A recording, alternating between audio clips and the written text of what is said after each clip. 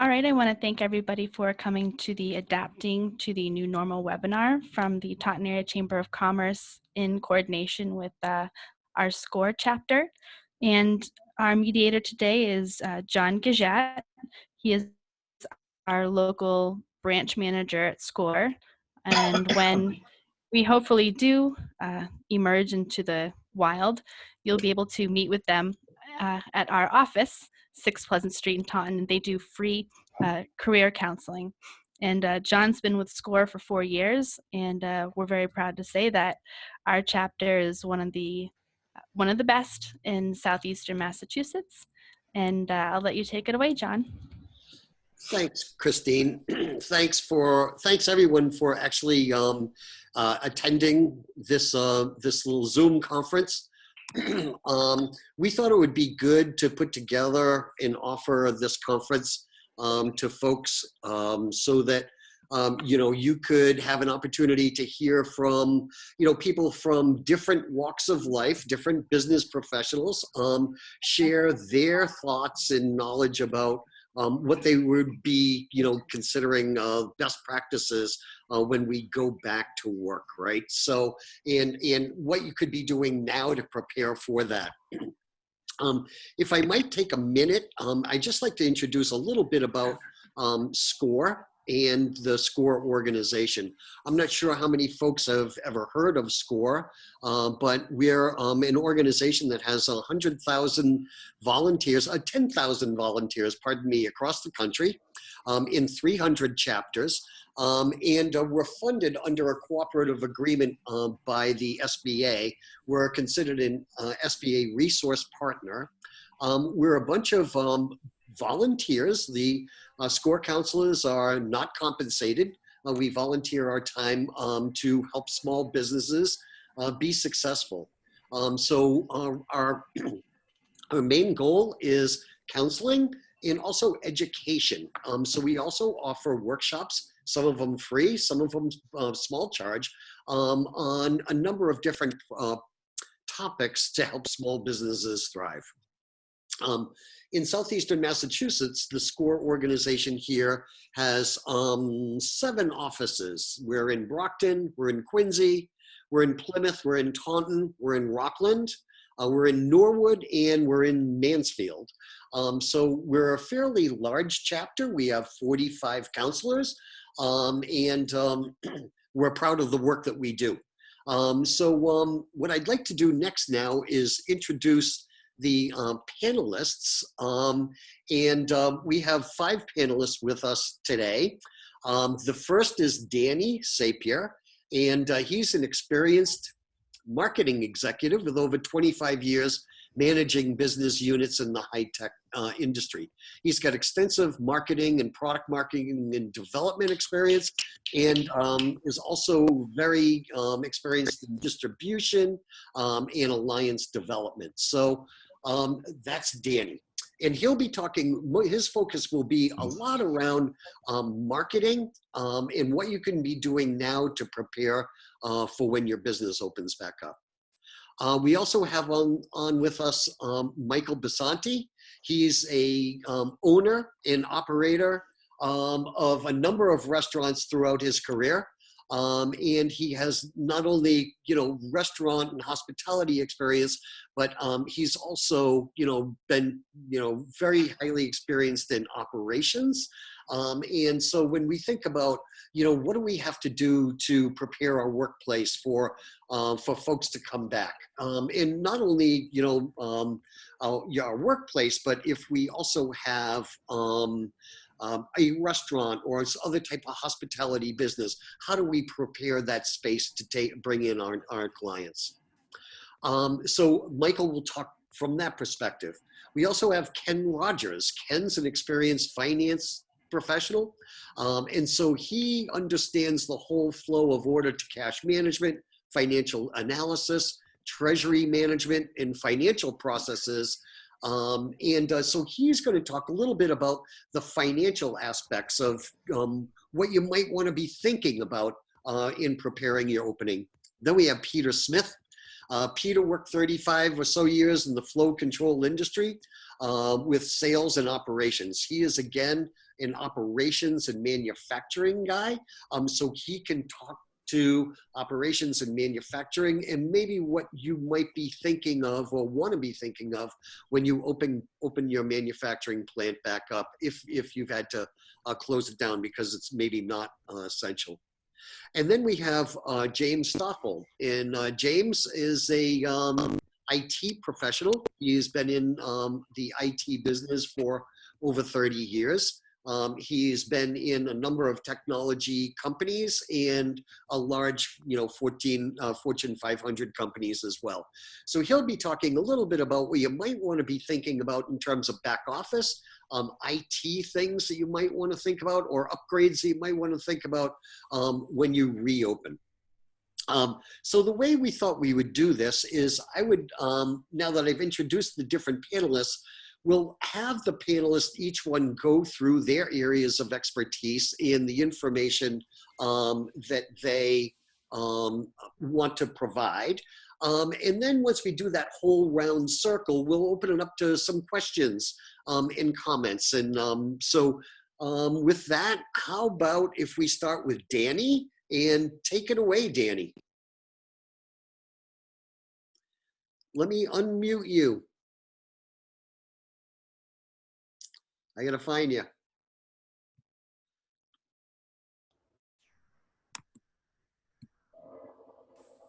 Okay, Danny, you should, whoop. I think I'm muting your, Can you hear me okay? There you go. Okay, I'm good. Okay.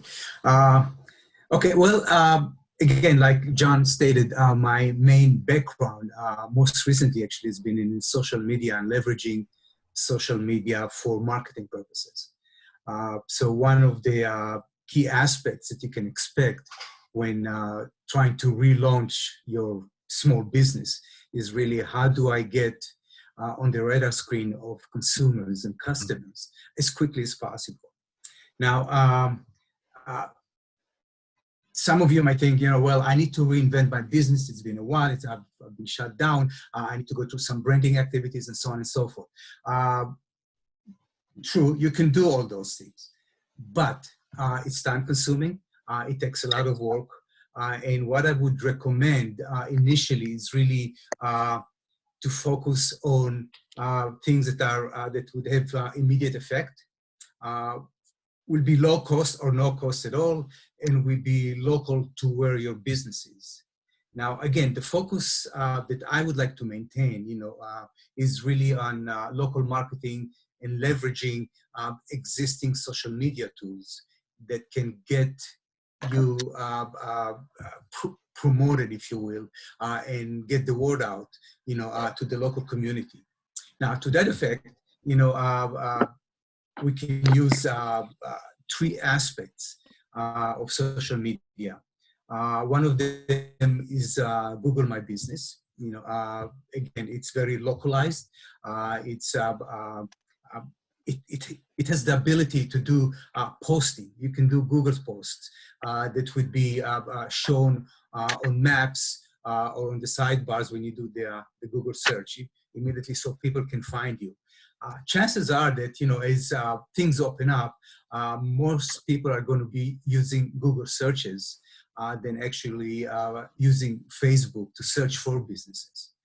So to that end, using this localized search engine optimization type tools that Google offers is probably the best approach.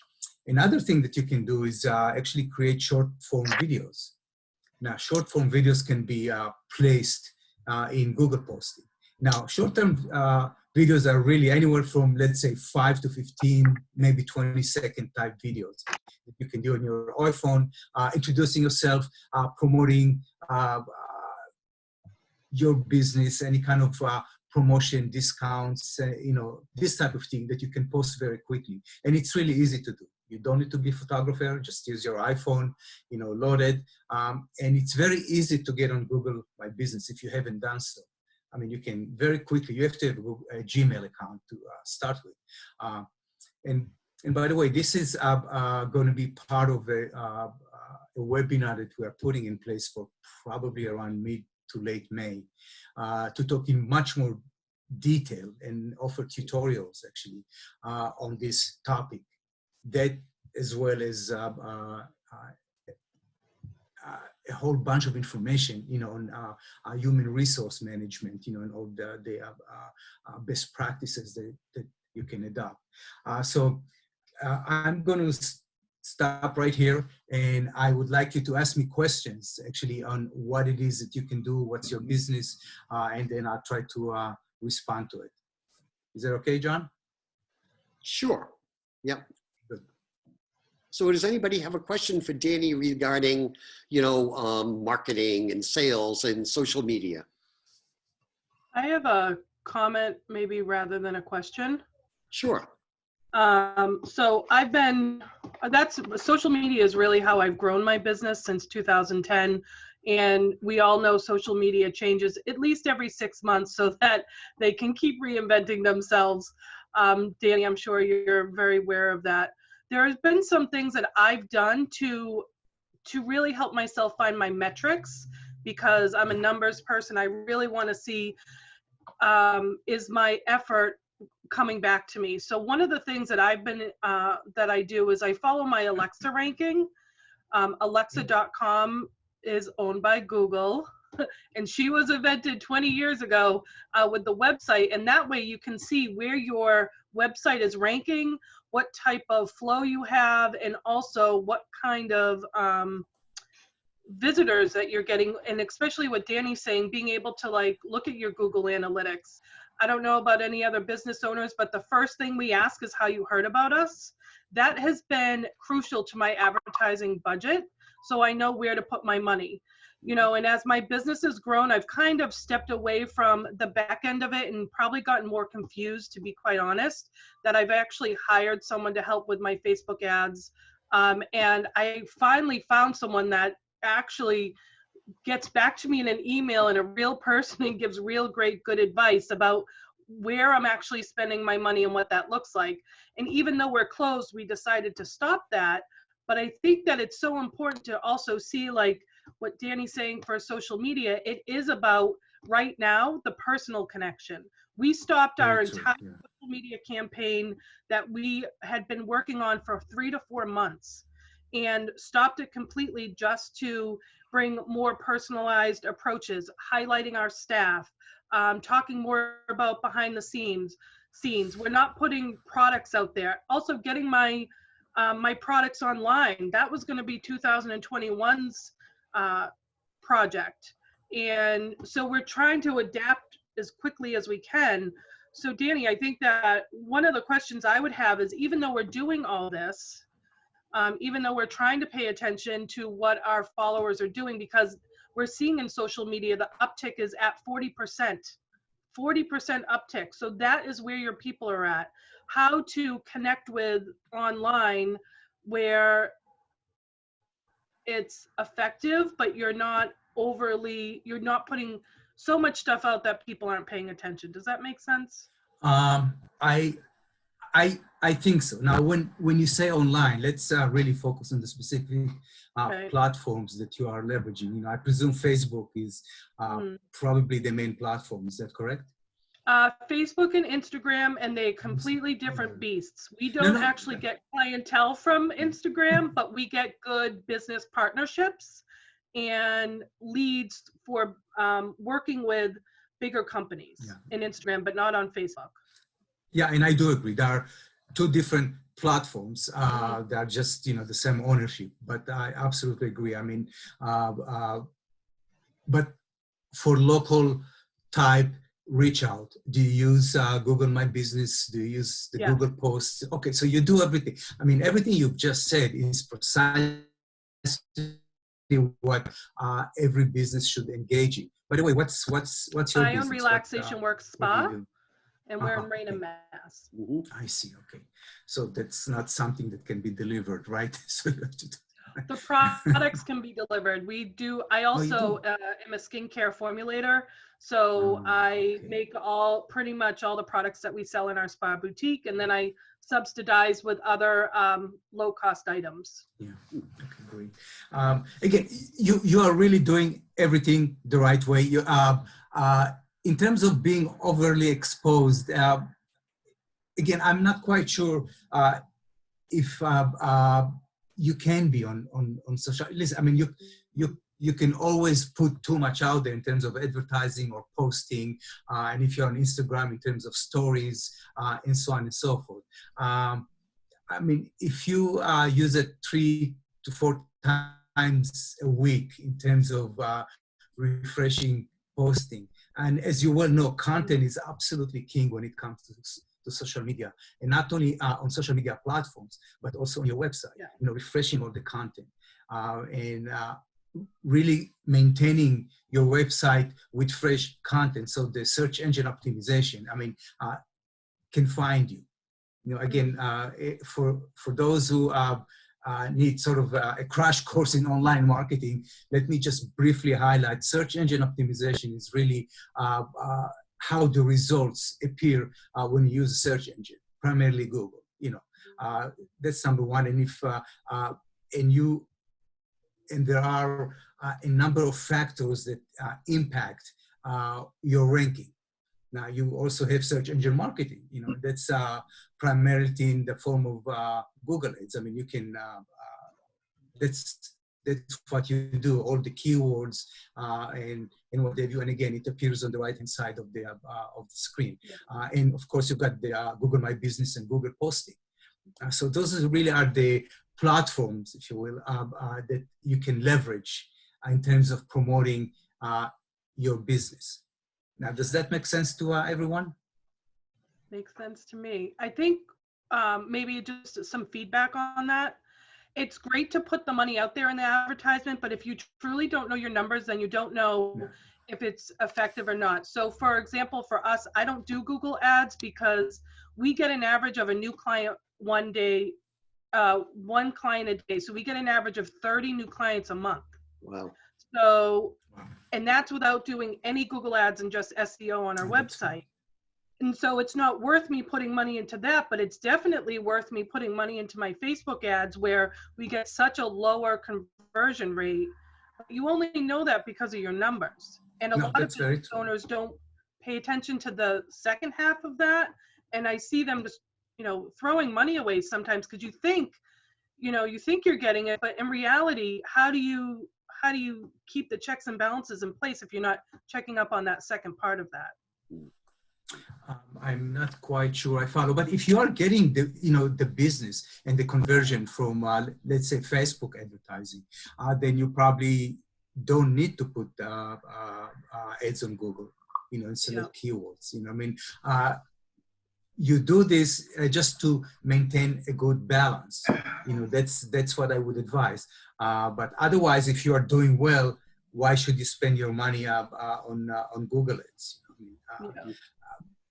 That, I mean, it really would make no sense. Mm-hmm. Yeah. Great. Good.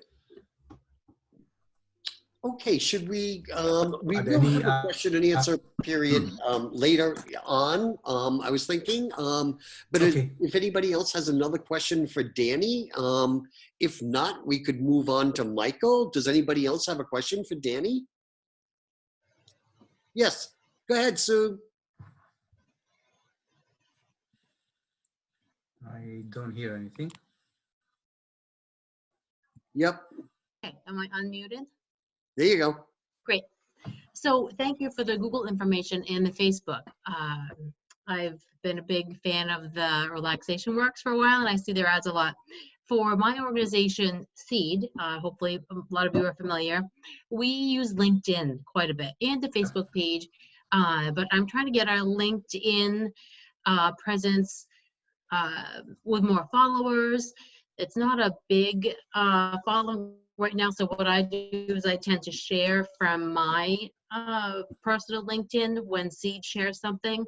Is there something else I could be doing besides that to get more followers for our LinkedIn?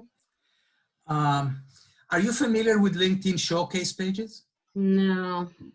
Okay, My if you have a marketing big, person's not on the call today, so I'm kind of filling in.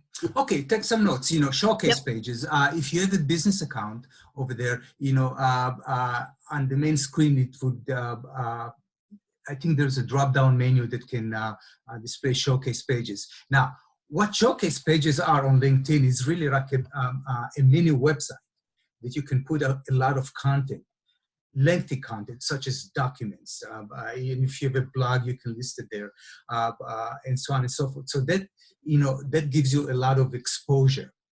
And you can associate the showcase pages on your business account with your private account as well. You can link it. So this is one way of getting, more exposure on LinkedIn. Okay, great. I'll look into that. Thank you. Great.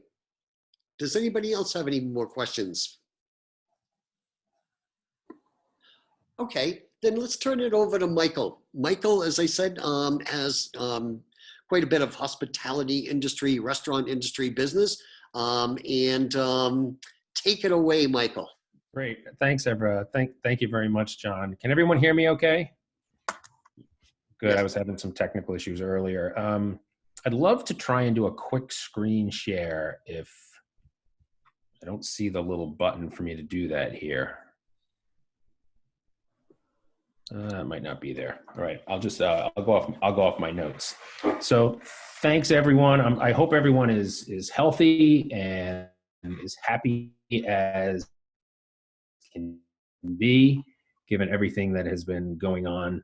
These are definitely times unlike any we have really ever seen. And that has presented us with big challenges and mountains to climb. But to go along with that, it has also presented us with a really tremendous opportunity moving forward and to really decide how we want to move forward, what we want our businesses to be like, and what changes are we going to have to make to really thrive over the next 6, 8 months, 10 months, a year and a half.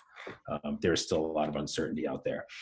But as someone who's owned a small business for many years, there are essentially the big question that I'm asking myself right now is what are the biggest challenges that I am going to have to face moving forward in the next weeks and months ahead. I break that down into kind of 4 major categories that I think most small businesses, and a lot of what I'm going to talk about today will be directed at restaurants, but it's all business concept in general and can be applied to really any small business. I'm considering, what are the biggest challenges financially that I'm going to have to face to make sure my business can survive the long haul?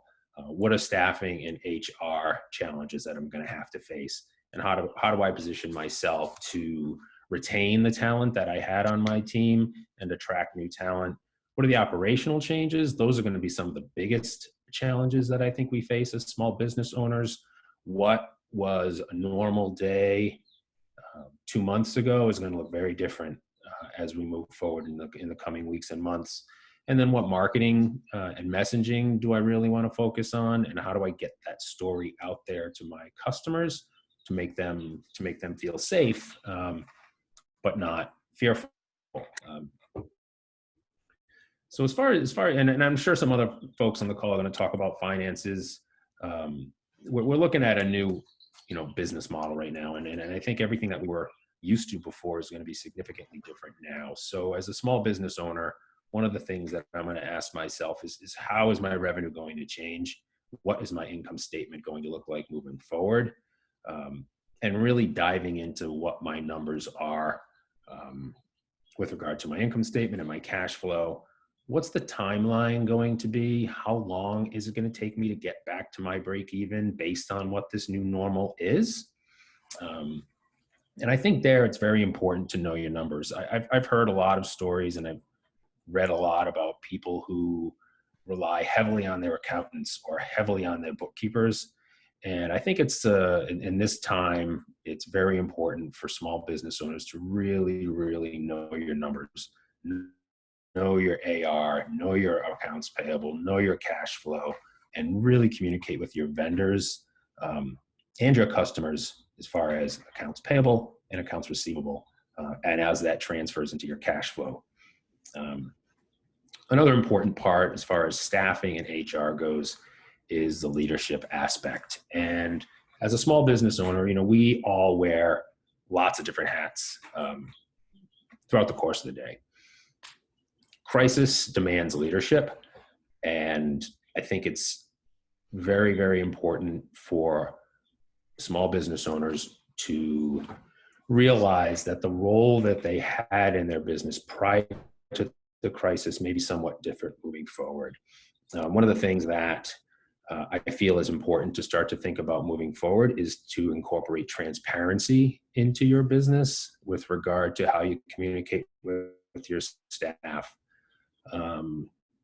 Lack of knowledge can breed fear, and this is an opportunity for us as small business owners to really incorporate transparency into the dialogue we have with our team, and involving them in helping us find solutions as we look to solve some of these challenges that are presenting themselves. Kristen mentioned earlier, making it personal, and as it applies to marketing, I also feel like that is very, very applicable when we talk about the dealings you have with your staff on a day-to-day basis. We can't forget, we all have our own challenges and our own obstacles to overcome, and our staff do as well, especially in the restaurant industry. There are so many people in the restaurant industry that are now out of work and really afraid. So as someone who owns a restaurant, how am I reaching out to my staff to reassure them, to communicate with them about the challenges that we're facing and the obstacles we have to overcome, but the steps that I'm taking to overcome those obstacles? What that's going to do is it's going to help you really build a culture of trust and transparency in your organization, which I think is going to be critical. So making it personal. The one thing that I think most leaders are going to have to spend a lot of time doing moving forward is really asking their staff, how are you? What can I do for you? I think that's going to be critical going forward. Staff need to know that you care about them if as much or more than you care about your business or your bottom line. And then showing a great deal of empathy with your team. As I mentioned before, lack of communication really breeds fear. The biggest obstacle that I think we face are the changes that are going to take place with regard to our operations. If you're a retail or a restaurant, the typical day is going to be very much different. There's going to be a tremendous impact on your guest experience. So what was normal before is going to be very different now. I heard something today about restaurants in reopening, and they talked about not allowing walk-in customers for quite a while. So when I hear that, I think, okay, there's going to be reservation only. So if I own a restaurant, I'm thinking about this new normal, the changes that I'm going to have to make, and what the opportunities are. Is it going to be reservation only? If there are no walk-ins, what's the impact that's going to have on my operation?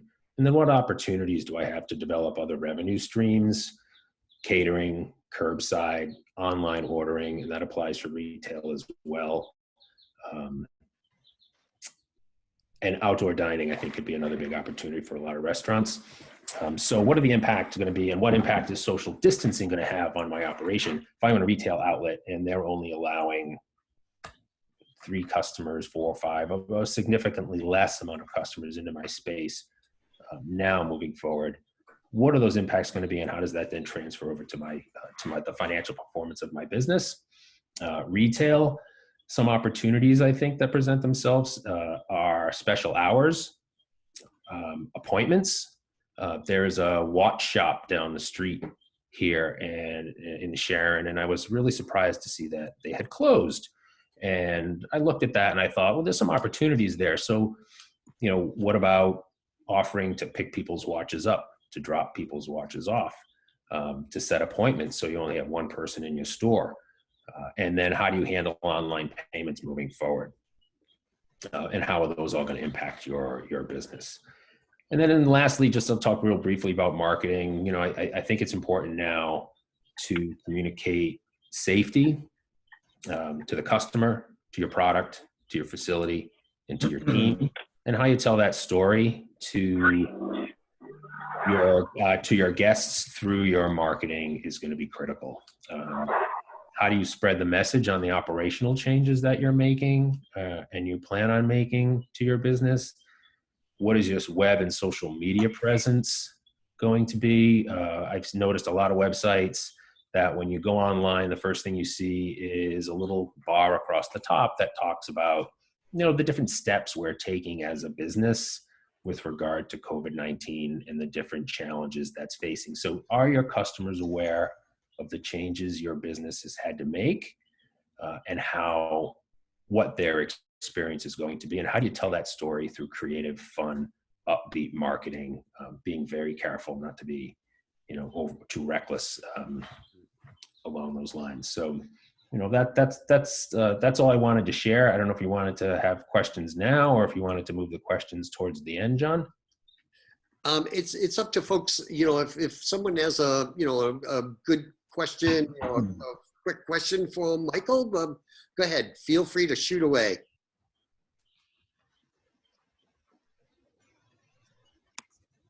Okay.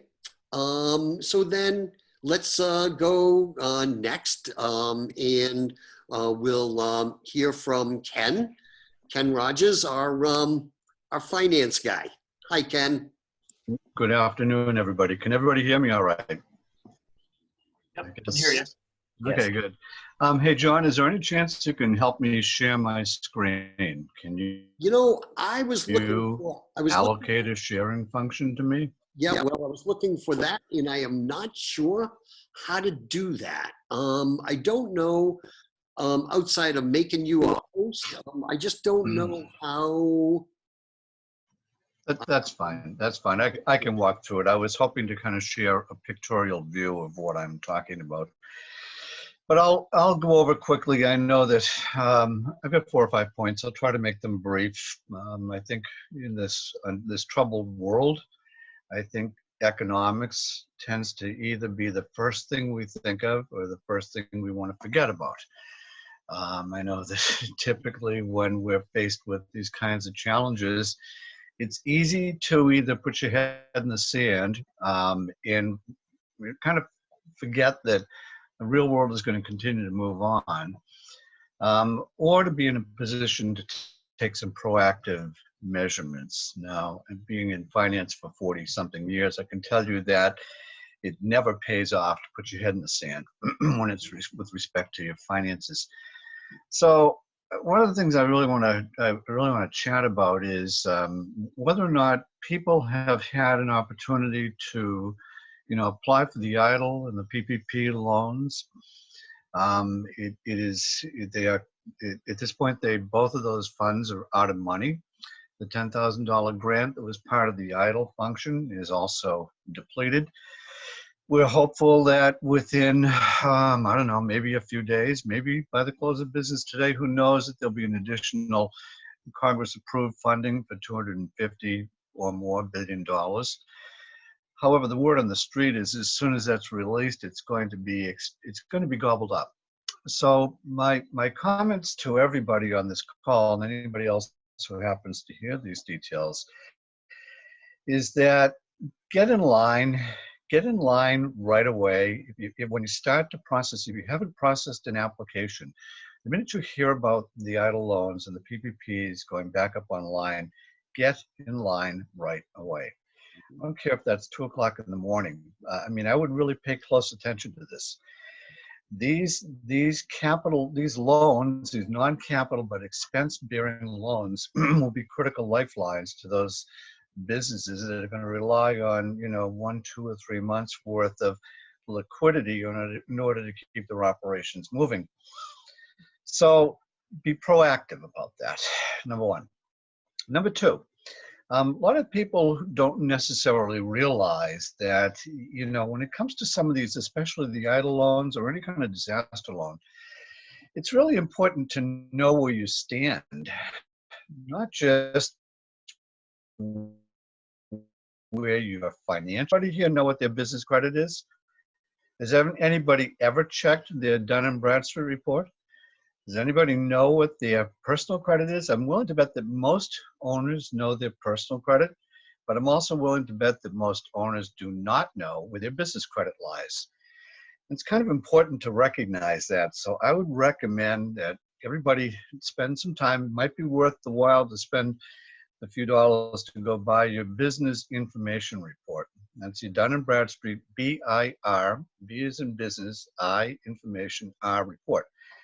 It's a comprehensive report of your business based upon the eyes of your creditors and based upon the eyes of anybody who's in a position to either lend you money or to have extended your credit.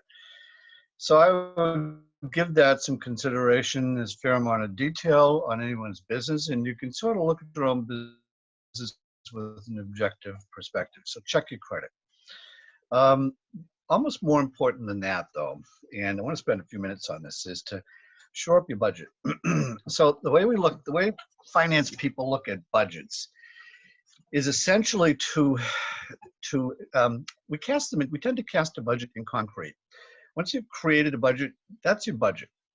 However, given the significant changes in the macro and the microeconomic conditions of a business, it's important that you develop a weekly discipline around reforecasting.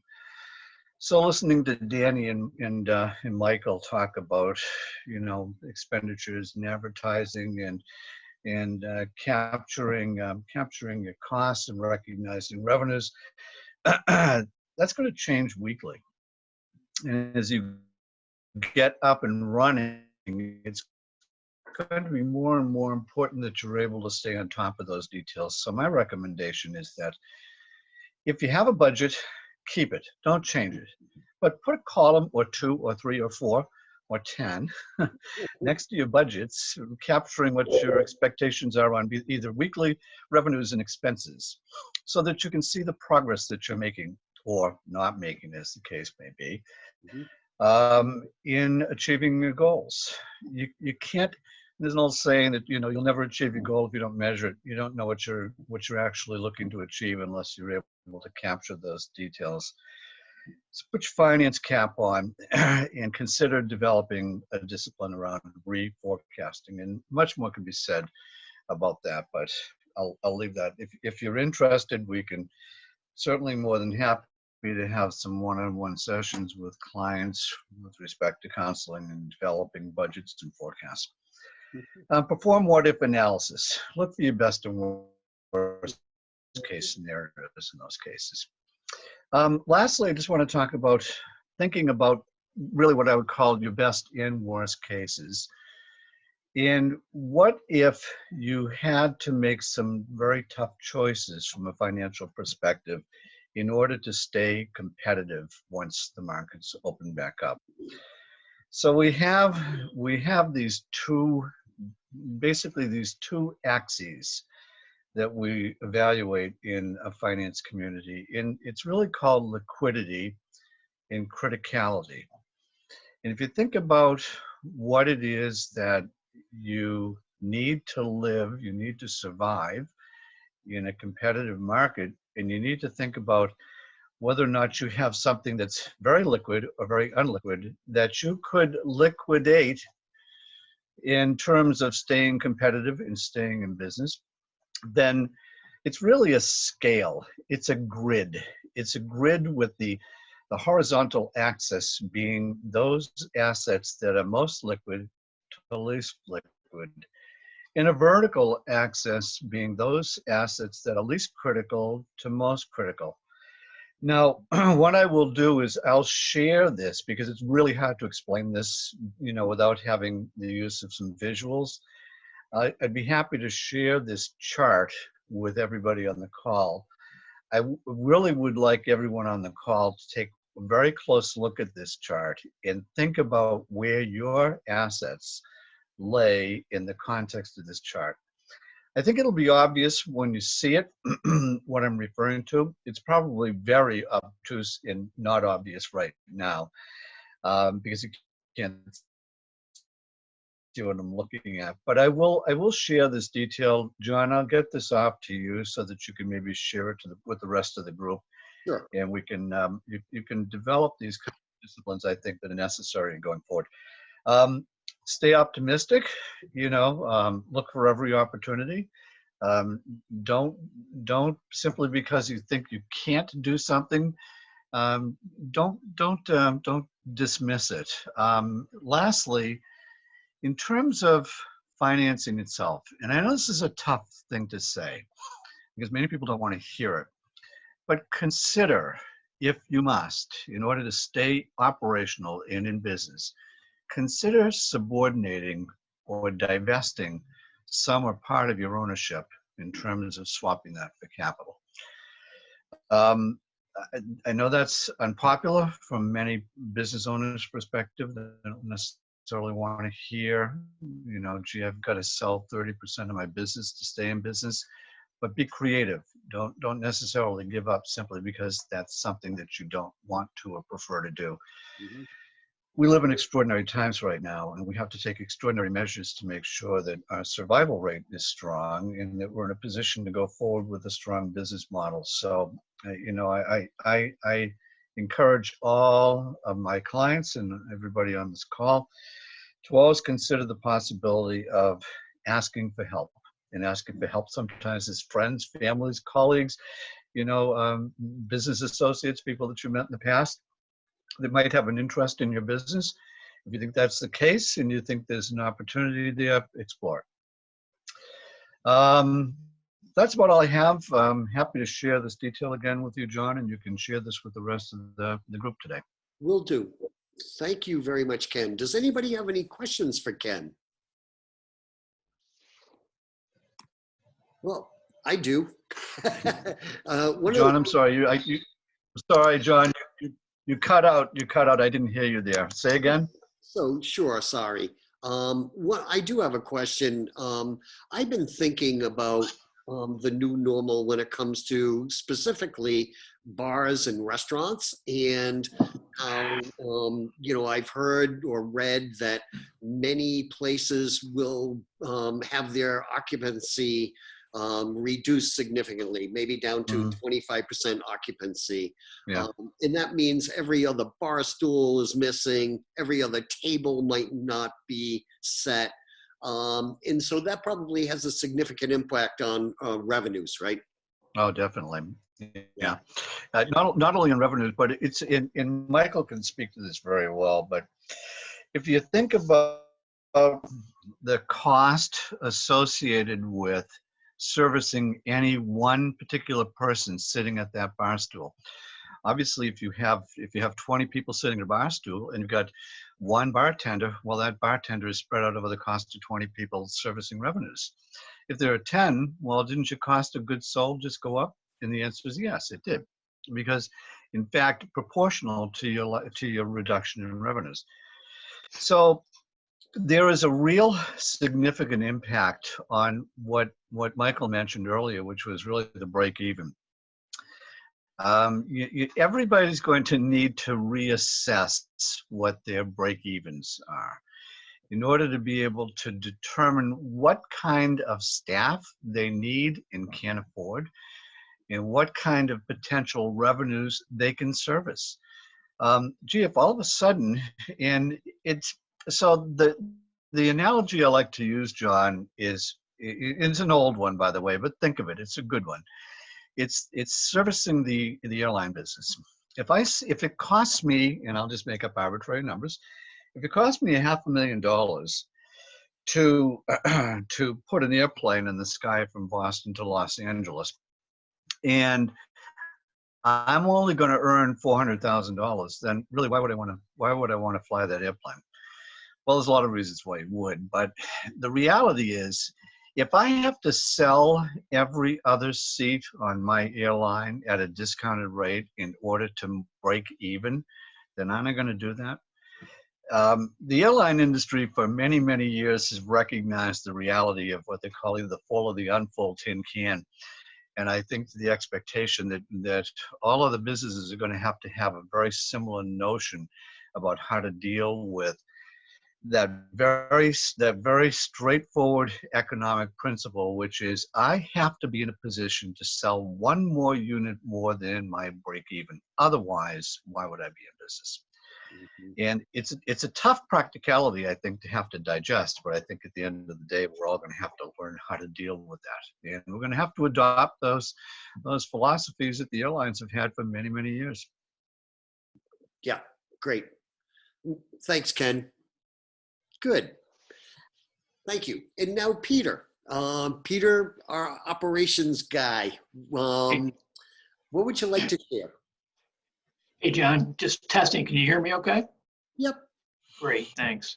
So yeah, up until September of last year, I was responsible for 50 different manufacturing sites across North America and Latin America. So I've been back in touch with them over the last few weeks, just seeing what they're doing, trying to adapt to this new environment. So been kind of pulling that insight along with another good resource for us all is just the OSHA website, Occupational Safety, Health and Administration Group, and it's osha.gov. And they've got a lot of good guidance. They break it out by manufacturing, retail, packaging, delivery, and have different communications within that website as to how to look at your facility and things that you need to be thinking about. So with all of that, just some best practices, they all list the go-to guidance that we've heard so much about, you know, staying at home if you're sick, washing your hands on a regular basis, covering your mouth when you cough, and then wearing masks.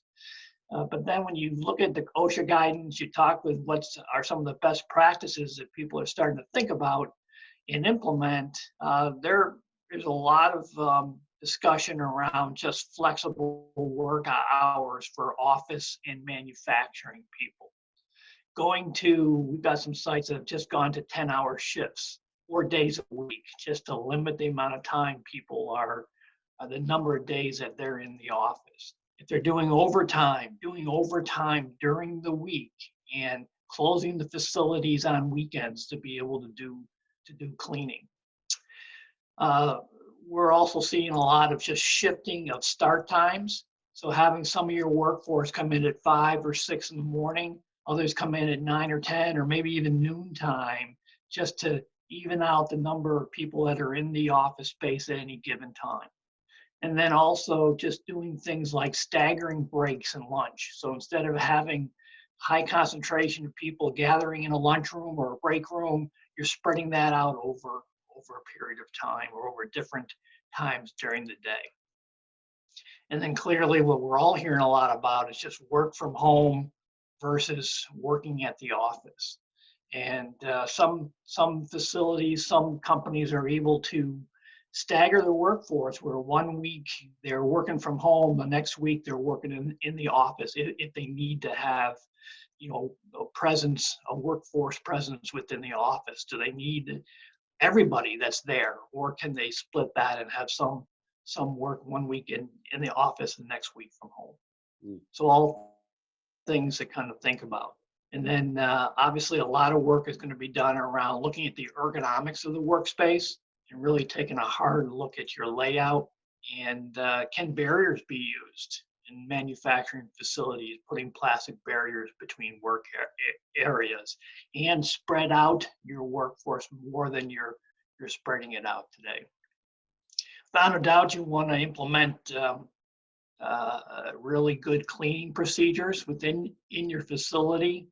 And then I think at some point we're going to hopefully get to the point where we can test what I'll call the worried well, those that with mild symptoms, and let those worried individuals know whether they're sick or not. So as you're putting together your plan for your facility, truly encourage you to include your employees in that process so they feel part of it. And then also make sure you know, whatever you come up with as a plan, make sure you train your workforce on that and make them feel part of that training piece as well.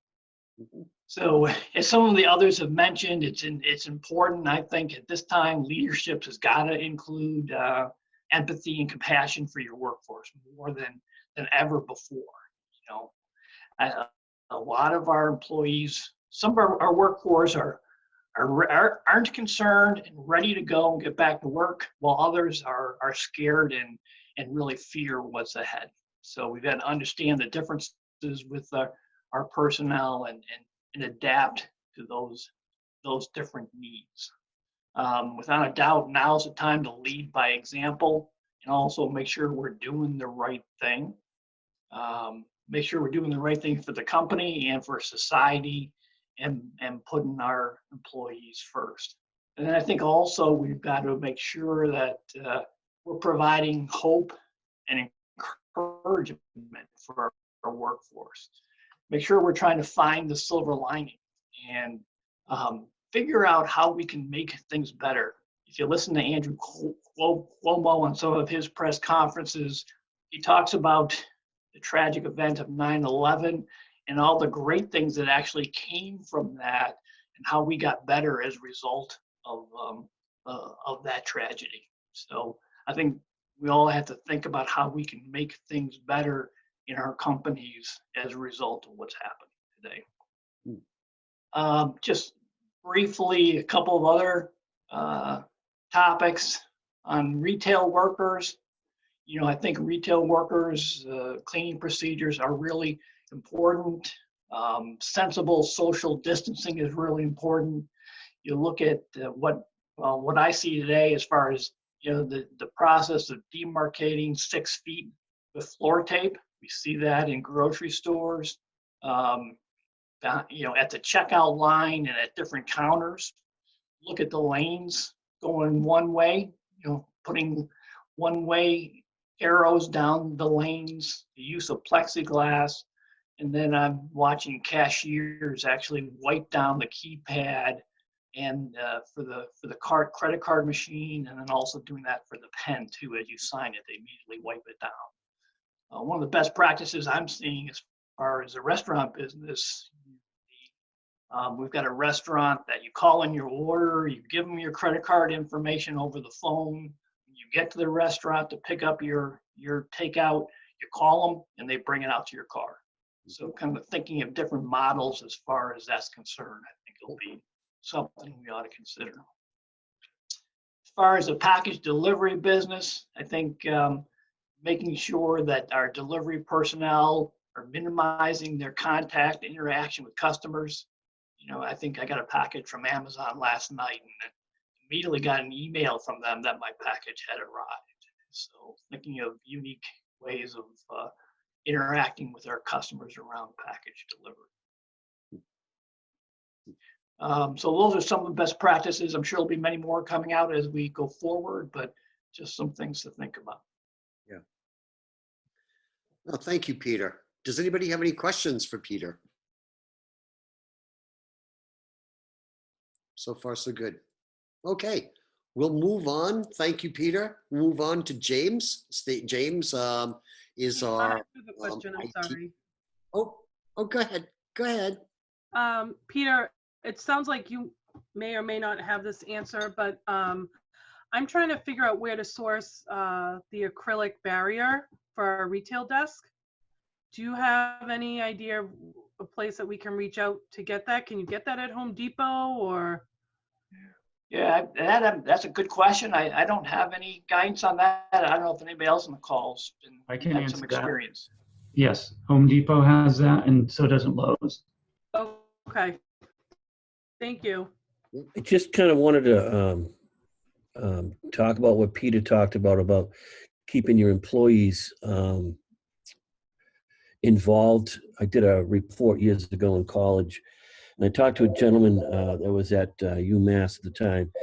I talked about why people work, and money wasn't the number one answer. Keeping people involved was the number one answer. Keeping your employees up to date what's going on. Not that you need to tell them all the business practices you're using, but let them know what's going on operationally. So when you brought that up, Peter, it just brought me back to the report I did way back when, and it made so much sense. Because you're right, they're scared. I mean, I'm not even the owner here, Tim Hollick is, but him and I talk all the time about what's going on and keeping people busy and keeping them involved. And I think that's a key thing for everybody, and I'm sure that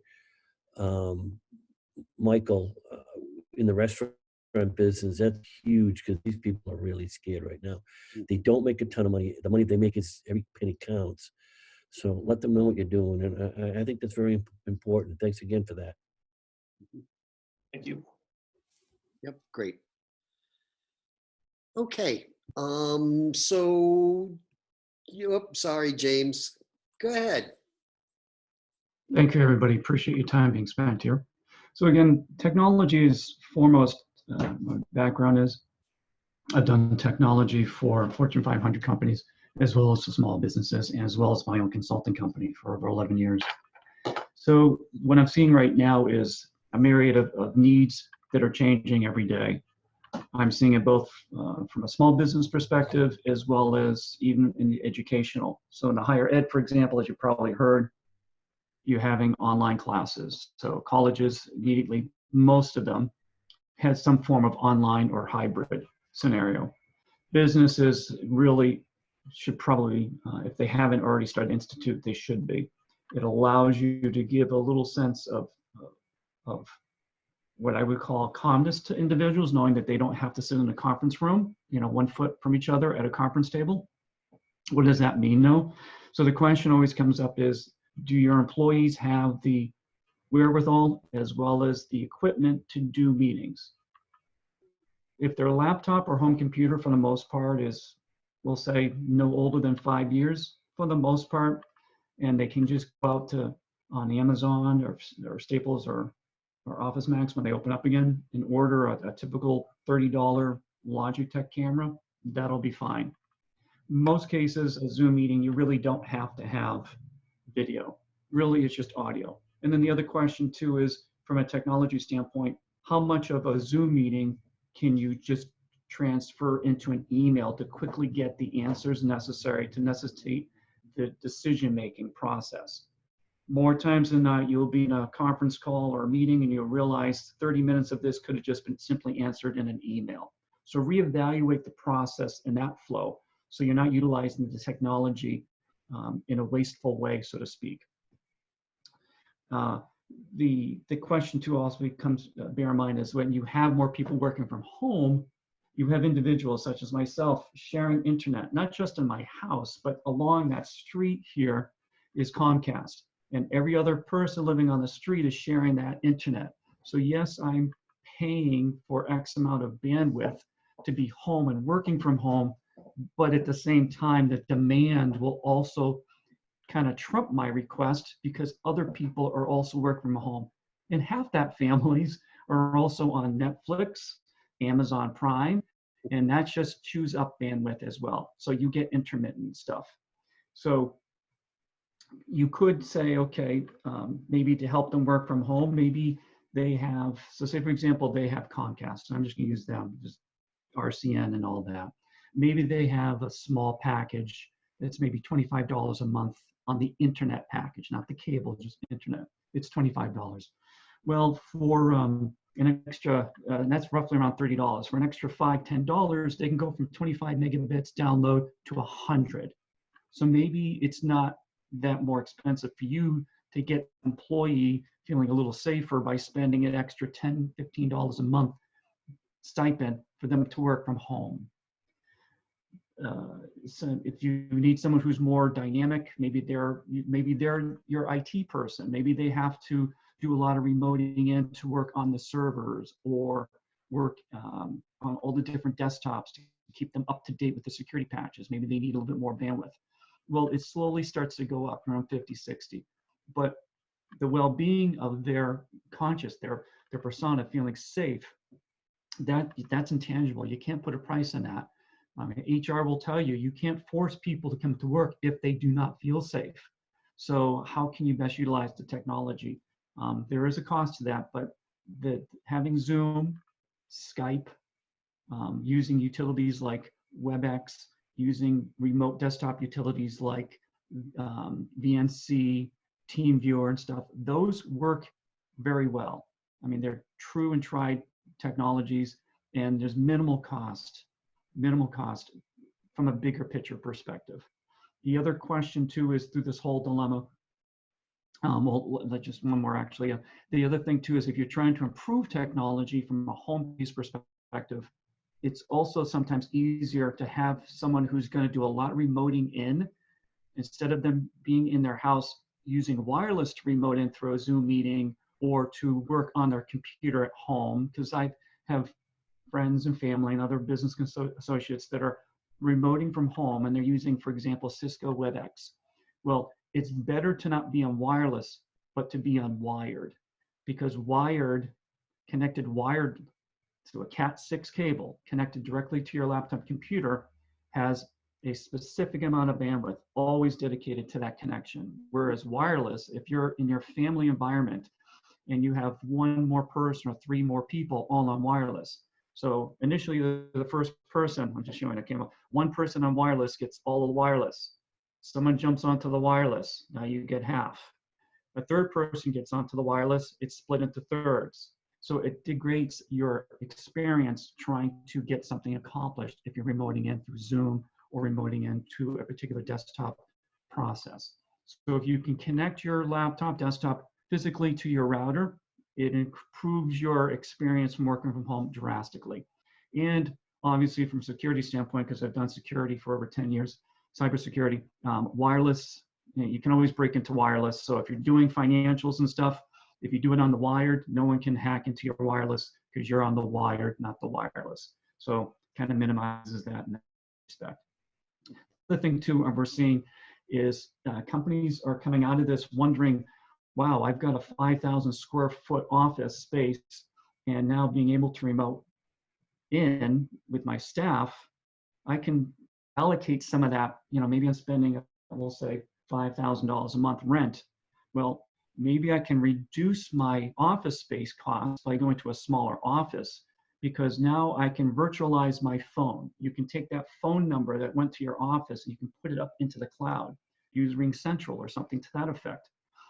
You could also do a fractional officing. If you're familiar with the phrase fractional C-level positions, that's the same concept. You fractionalize your C-level positions. Companies will pay for that. Well, you can do the same thing with office space. You can fractionalize office space, where now you can go in there and say, hey, this rent space is being rented for, I don't know, we'll say $100 for 1 hour per day, and that's your spot, but you're sharing that same office with somebody else, but it mitigates the cost and expense. Or maybe you go from a 5,000 square foot to 25 because you only need, instead of 10 people in the office, 5, because they can work from home. Bear in mind too, you're going to have opportunities where you reevaluate, are there necessary processes that maybe could be done from an intern perspective? Well, you've got college kids and students right now scrambling for experience, and they're not getting it because the workload has been diminished. So look at your internship. Internship, and most of your young adults here, they know technology probably than all of us because they were just growing up with it. So your local high schools, the seniors, for example, I feel sad for them because their experience in some of the workflows, work studies have been thrown out the window. But come September, what are they going to do? They're going to need that. So I would reach out to your high schools and talk to them about their work study programs and get an intern to help you with the media, the Facebook ads, your webpage that needs updating, or your photo gallery that needs to be updated with the latest photos of the products that you're selling, as well as your e-commerce product. Throw that stuff up there. There are different flows of technology for every aspect that you need. There's open source and there's paid. Paid, you're going to more than likely to get what you want. But if you're not familiar with it and you want to get your hands dirty and understand and determine whether or not that product would actually work for you, then by all means do it. For example, as Ken talked about finances, are you using QuickBooks? If you're not, maybe you're using something else. Maybe you're using QuickBooks in the cloud. But if you're not using some type of financial application, I'm just using this as an example based on Ken talking about financials. There's GNO Cash. There's TaxFlow Cash. There's all different products that are free, but at least it gives you an idea of what you're going to get yourself into if you go professional. There's free software for spreadsheets, free marketing type tools like Doodle and stuff like that. Things that can get you now in this downtime, get your hands dirty, play with the stuff. So when the doors open and you're trying to improve exposure and get people to understand what your product is, you'll have a better understanding of that. And again, if you reach out to your colleges and high schools, I'm sure that you can get interns that can also, from a cost perspective, most of the interns from a high school perspective, they get paid through their grade. That's the work study. Yes, sometimes people do give them a little cash, but some of your high school, that's how you're paying them in their internship. You're grading them. You're also their mentor. So that's another good way of giving back. I mean, I could go on in technology, but I'll keep it right there to allow for any questions specifically. Thanks, James. Any questions for James? How about any questions for any of the panelists at this point, or any comments? What are folks, what are folks thinking of, what you're going to be doing in your businesses, and what are you doing right now to prepare? Maybe you might want to share with others.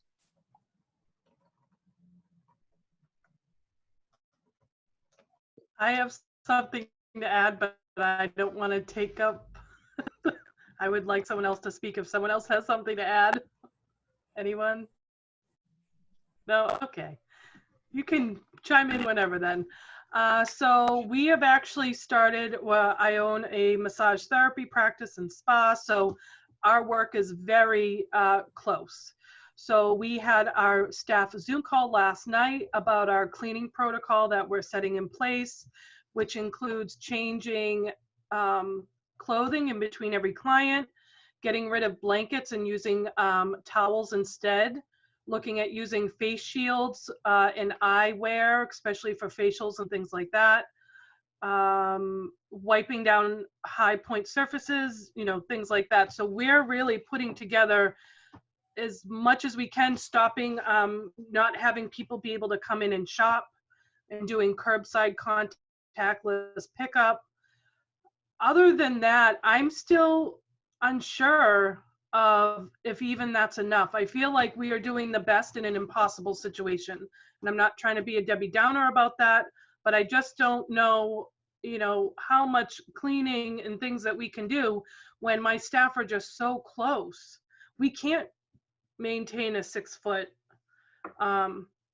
distance.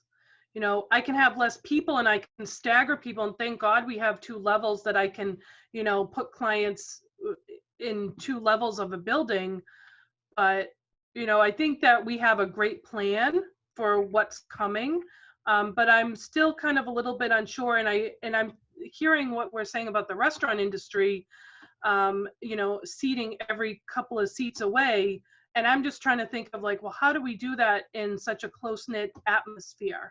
My retail area is about probably 300 square feet.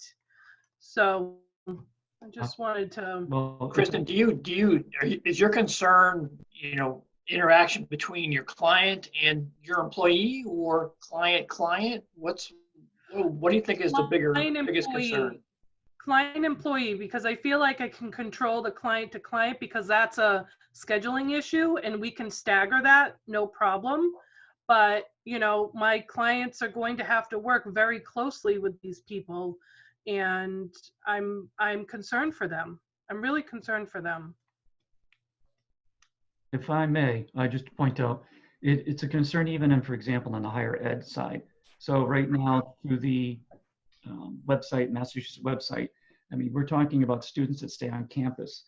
The question is, do they take their full ensemble of students? So if you have 1,000 students on campus and they stay within the dorms, can they do that?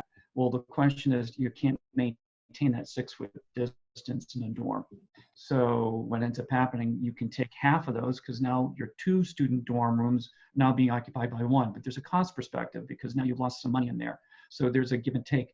But right now, that's what they're talking about. They're talking about trying to maintain as much online, students staying home, reducing the exposure in cafeterias, walking into classrooms and stuff like that. So the bottom line though is just the due diligence, is just the comfort level in which you're able to show your client, students, and people the effort in which you're trying to make them feel safe. If you can actively do that and show them that, there's that trust. Then they're trusting you because they've come to you so far for your business for so long. They're expecting you to maintain that trust. And it sounds like, Kristen, you're already doing that. So I don't think you're going to have a problem. You just need to also populate that on your website. Hey, these are the steps we're taking. These are the things we're doing. And please, by all means, as you're talking to your customers, your clients, tell us how, anything else that how you would all, feel more safe at and stuff like that. That communication to your clients also is a huge benefit because they feel now that you're actually concerned. Granted, it's an open-ended question, but they feel like you're talking to them directly. And people always want to feel connected in some way. Yeah. Yeah, so I agree. I think it's about building the trust. And one of the things we've got manufacturing sites doing right now is just taking temperatures of all employees as they come into work every day. And they actually stagger the start time so that they don't have a rush of all employees coming at one time, and then using thermal guns to be able to put on your forehead and take their temperature. And does that get somebody that's asymptomatic? No, but asymptomatic, but no. But it just kind of builds some confidence that we're looking at everything we possibly can. Mm-hmm. Thank you. Yeah, great. So one of the things that I've read, and I'm not sure how many others here on the panel and participants have to deal with this, but I've heard a lot of, or I've been reading a lot about public transportation and the fact that, if your employees or your clients are, coming to your workplace of taking public transportation and some of the risks associated with that. And just wondering if, anybody has given any thought to that, because, certainly we do have public transportation here, not as much as in the bigger cities, but still we do have it in this area, right? And I'm not sure how many people have their customers or their workers take public transportation to get to your offices. I'm seeing that, and again, in the educational realm right now, I'm seeing that also in some of the small business. Yeah. And one of the things I was reading is that, I think how they're combating that is they're taking the liquid antiseptic gels, and they're putting the antiseptic gels right there at the door, and they're asking a little sign, please take this and rub this on your hands before entering the building. Or as they grab the door, it's right after they touch the door, they come in. And before they even take a step, it's right there with a nice sign, nicely asking, hey, for the safety of others, etc. And I think that's, that's one way I see it working. Good. Good. Does anybody else have any questions or thoughts? Well, okay. So I think, I hope you guys, everybody has found this to be helpful, a good use of your time. Thank you to our panelists who took the time to prepare for this and participated. And also thanks to our participants who took the time to dial in. And I, again, hope you thought it was worthwhile. Thanks, John. Thank you. Okay. Thank you, everybody. Thank you, John. Thank you. Stay safe. You. Stay safe. Good luck, everyone. Have fun with this. It's all we can do at this point. Yep. Yeah. Stay well. You as well. Thank you. Wash those hands. Bye.